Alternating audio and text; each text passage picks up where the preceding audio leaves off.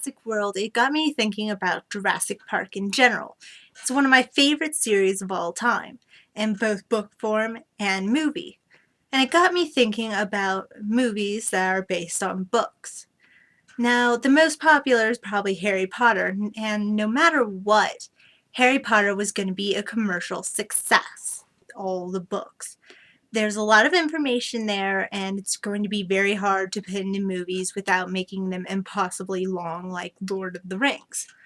But still, the audience is left wanting just because of the little details that are missed, or big ones in the case of like the sixth movie as a whole. Most of the important stuff was replaced with romance, and I did not appreciate that. But what really got to me was the little details that were really important and were easy to do, like Harry's eye color. Now, Daniel had a problem with contact lenses, and that's not a problem. But the thing is, they didn't cast his mother to reflect his eye color, which is a major point of the books. It's mentioned throughout the whole entire series. And it would have been very easy to cast a character and have them wear contacts or just have the natural eye color. But they didn't do that. And considering how little Lily had on-screen time, it should have been easy. Also, another thing I really want to complain about that's in the same vein is the fact that James and Lily were really old. They cast several years older than they should have been.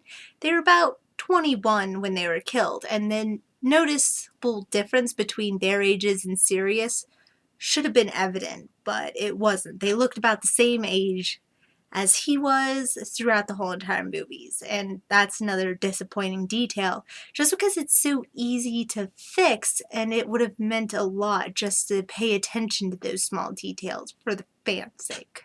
Now, I can name a lot of movies that are based on books, but surprisingly one that comes up often is Holes. Now, this one has only one thing ever said about it, which is that the book and the movie are exactly the same. Movies like The Notebook and Life of Pi, I would say people know there is a book, even if they don't necessarily read it.